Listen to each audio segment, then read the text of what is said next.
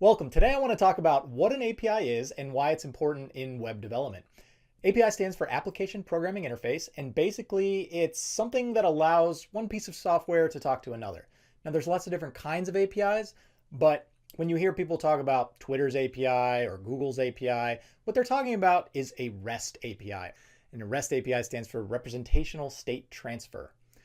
Now, it doesn't have to be the case, but usually a REST API works pretty much the same way a website does. You make a call from a client to a server and you get data back over the HTTP protocol. Now, I think one of the best ways to show the many similarities between a REST API call and loading a normal web page can be found with Facebook's Graph API. For example, let's pull up YouTube's Facebook, www.facebook.com/YouTube. And we're all familiar with what a Facebook page looks like. It shows how many likes the YouTube page has, things like that. But now let's change the www part to graph.facebook.com/YouTube. And what we get back is a response to our API request. We've made an API request in our browser to Facebook's Graph API. Now what we get back might appear to be gibberish to the human eye, but it's actually JavaScript object notation or JSON formatted data. It's structured data organized according to key value pairs.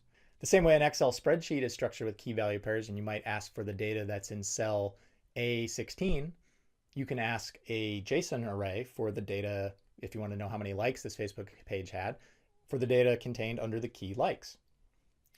And all modern programming languages will be able to interpret this JSON response.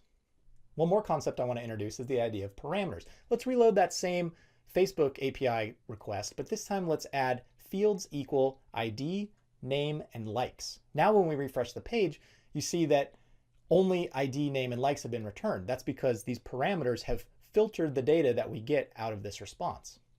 Now let's take a look at another API example. One that I think is really cool is provided by Google Maps, and it allows you to take a city name or even an address and turn it into a set of GPS coordinates. .com/maps/API/geocode/JSON. So if you remember what we just talked about, the server that we're calling is maps.googleapis.com. And then the particular resource we've drilled down. It's the maps resource, and then the API resource, and then the geocode resource, and we've even added JSON as the resource. And that's because the Google Maps API can return data in a number of different formats. And then we'll add the following parameters. We'll add address equals Chicago and sensor equals false. And as you can see, we got another JSON response. And if we look in the JSON array and we go to the key results, and then the key geometry, and then the key location, we see the latitude and longitude coordinates for the city of Chicago.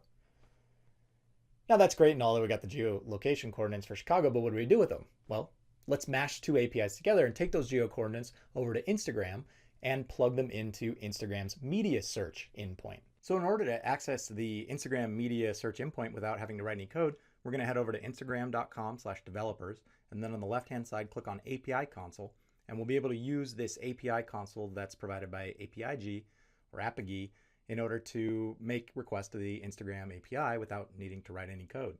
And you can see if you click on the drop down on the left, there's a whole bunch of APIs that this thing is set up to allow you to play with. But for now, we're going to use Instagram, and we're going to be using the Instagram media search endpoint, which you can see is at api.instagram.com/version1, v1/media/search.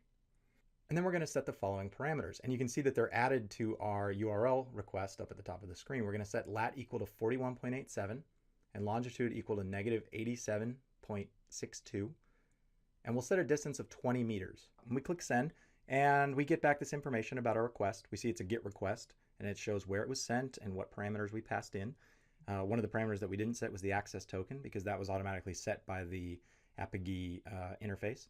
And then below that, in sort of the blue and purple, you have key value pairs of headers that we sent as part of our request. And then if you look over at the response, you can see we got an HTTP status code of 200, which means success, that everything went okay. And then there's some header information as well. We've got X rate limit, which is 5,000, which is the total number of requests you can make to the Instagram API using one access token during one rate limit period. And then down below, you can see X rate limit remaining, which is 4,994, which is how many requests we have remaining in this rate limit window. And then there's some information about cookies and the content type, application JSON, things like that. And then if we scroll down, we'll see the body of the response, which is a JSON encoded array of all the images that matched the geocoordinates that we passed in. And there's information such as, what filter was used in order to take the Instagram picture, how many likes it receives, how many comments, information about the user who posted it, how many followers they have, things like that. And then of course, there's also the images themselves. And if we copy that image link and we take it up into our URL browser and we paste it in, then you can see there's a picture from that location in Chicago. You can even see the Chicago skyline in the background. Pretty cool, right? There's literally thousands of APIs out there that you can tap into and take their data and mash it up, pass it to another API. Chances are whatever website you want to work with, they have some kind of API that you can use in order to consume their data. APIs that are available, check out programmableweb.com. Up until now, we've only been consuming data from APIs, but you can also write data to APIs. But before we go down that road, we need to talk a little bit about the concept of HTTP request methods. I've linked to documentation in the description below, but the big two that you really need to know are GET and POST. Now, a GET request is what you use to consume data, and that's what you've seen us do so far by passing these URL parameters in order to get data back from the API. But a POST request, if we're writing data to the API, the best practice is to actually put the data in the body of the request. Now, a normal web browser doesn't allow you to put data in the body of a request, but what you can do is you can install this handy extension called Postman REST client. The nice thing about working with Postman is you can make more complex API requests. For example, you can choose any one of the available HTTP request methods, and you can see a list of them here. Second, you can add a body to your HTTP request. And finally, you can add headers. So let's use the Postman client in order to send a tweet out over the Twitter API. Before we do that though, let's talk briefly about the concept of authentication. Obviously, you need to give some kind of authentication if you're going to be sending tweets out, because otherwise you could send tweets from my Twitter account and I could send tweets from yours. And what a lot of these big online websites are using for their authentication is what's known as OAuth or OAuth 2. Let me just say briefly, basically what you're doing is you're getting credentials, kind of like a username and password, although they're called a client ID and a client secret. And then you're exchanging those for what's known as an access token. And then you pass that access token to Twitter, and Twitter knows that the request to make the tweet is coming from you, so it sends out the tweet from your Twitter account.